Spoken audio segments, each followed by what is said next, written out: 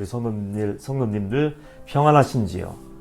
고난주간에도 십자가를 묵상하시고 주님의 손을 단단히 붙잡고 승리하는 성도님들 되시기를 주님의 이름으로 축복합니다. 성경 말씀 보겠습니다. 마태복음 24장 32절부터 42절까지 제가 봉독을 하겠습니다. 무화과 나무의 비유를 배우라. 그 가지가 연하여지고 잎사귀를 내면 여름이 가까운 줄을 아나니 이와 같이 너희도 이 모든 일을 보거든 인자가 가까이 곧 문 앞에 이른 줄 알라. 내가 진실로 너희에게 말하노니 이 세대가 지나가기 전에 이 일이 다 일어나리라. 천지는 없어질지언정 내 말은 없어지지 아니하리라.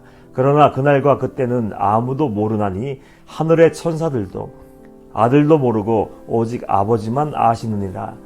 노아의 때와 같이 인자의 임함도 그러하리라. 홍수전에 노아가 방주에 들어가던 날까지 사람들이 먹고 마시고 장가들고 시집가고 있으면서 홍수가 나서 그들을 다 멸하기까지 깨닫지 못하였더니 인자의 임함도 이와 같으리라. 그때 두 사람이 밭에 있음에 한 사람은 데려가고 한 사람은 버려둠을 당할 것이요 두 여자가 맷돌질을 하고 있음에 한 사람은 데려가고 한 사람은 버려둠을 당할 것이니라. 그러므로 깨어있으라. 어느 날에 너희 주가 임할는지 너희가 알지 못함이니라. 사람들은 심각한 말을 싫어합니다.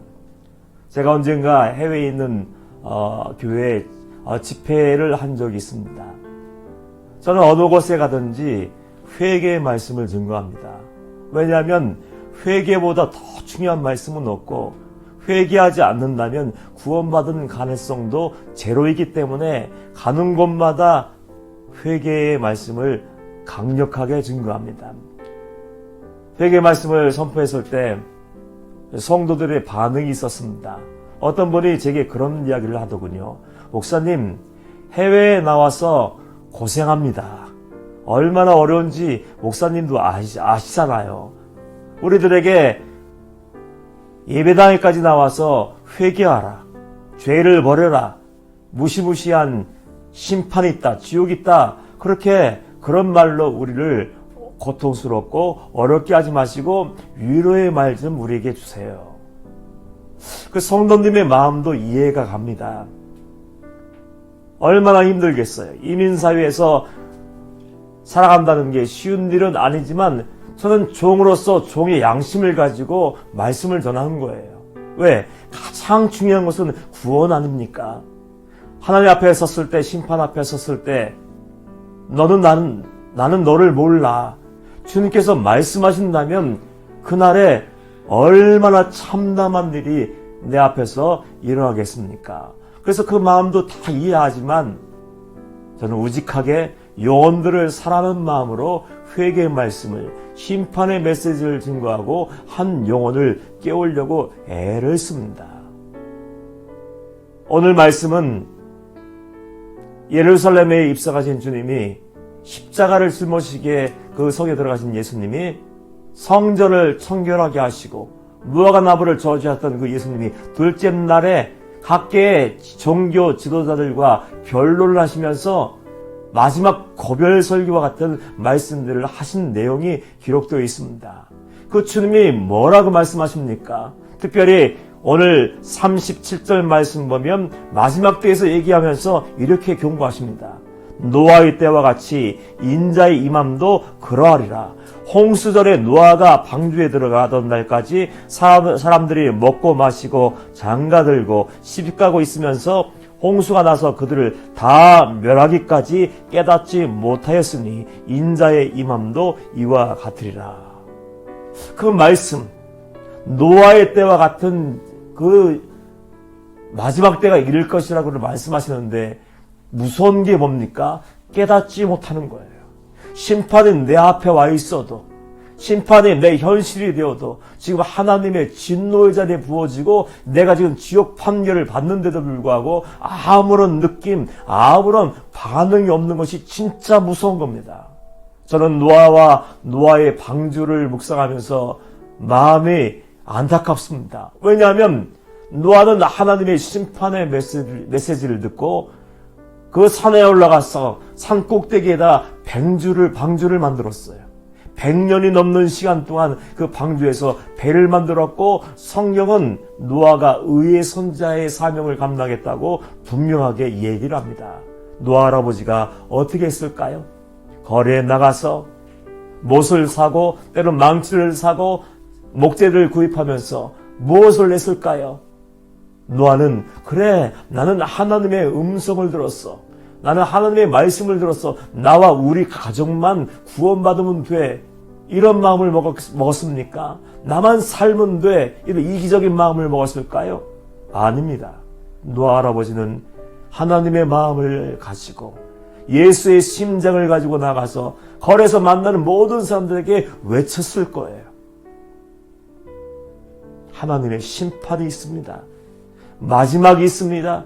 그때가 분명하게 있습니다. 우리는 더 늦기 전에 마음을 짓고 회개하며 아버지께로 돌아가야 됩니다. 지금 예수님도 마지막 고별 설교와 같은 그 감난산 말씀을 증거하시면서 안타까우셨을 거예요.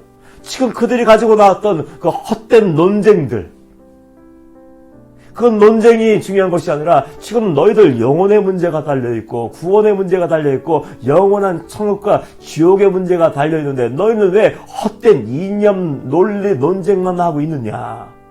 마음을 가지고 십자가에 달려 죽으시기 직전에 그 사람들에게, 주위에 몰려든 사람들에게 마지막 때의 이야기를 하시는 겁니다. 왜 그런 말씀을 하실까요? 너무나도 사랑하기 때문에. 너무나도 사랑하셔서 예수님은 이 땅에 오셨지 않습니까? 죄는 내가 지었고 여러분이 지었고 우리 모두가 지었는데 예수님이 대속제물이 되기 위해서, 피를 흘려주시기 위해서 이 땅에 오셨어요. 그 주님의 입에서 나온 첫 번째 외침이 뭐였습니까? 회개하라, 천국이 가까웠느니라. 마지막 말씀이 뭡니까? 그날이 임할 거야. 노아의 때와 같이 마지막 심판의 날이 임할 거야. 그러면서 결국 예수님은 예루살렘을 보시면서 슬피 우셨어요. 그 여인들에게 나를 위해서 울지 마. 너희 자녀를 위해서 울어라. 왜요? 아무리 영혼을 건져내려고 해도, 회개의 말씀을 증거하고 심판의 메시지를 증거해도 반응하지 않는 그 영혼들, 단단하게 굳어져 버린 그 심령들, 양심, 화인 맞은 양심들, 그들의 마지막을 보시면서 주님은 슬피 우셨습니다. 우리 집의 막내딸이 예배를 드리고 난 다음에 제게 이렇게 얘기를 했습니다. 아빠의 설교는 매워요. 저는 그 이야기를 듣고 의미를 알 수 없었기 때문에 물었습니다. 맵다는 것이 무슨 의미야? 어떤 뜻이야? 했더니 그 막내딸이 이렇게 얘기를 했어요. 따끔합니다. 예배를 드릴 때 그 아이가 아빠의 설교를 듣고 울면서 기도를 했다고 해요. 감사하게도 아빠의 메시지를 통해서 아이가 마음문을 열고 울고, 따끔해요, 매워요, 뜨끔해요, 내가 잘못 살은 것 같아요. 그런 반응을 보니 얼마나 감사했는지 몰라요.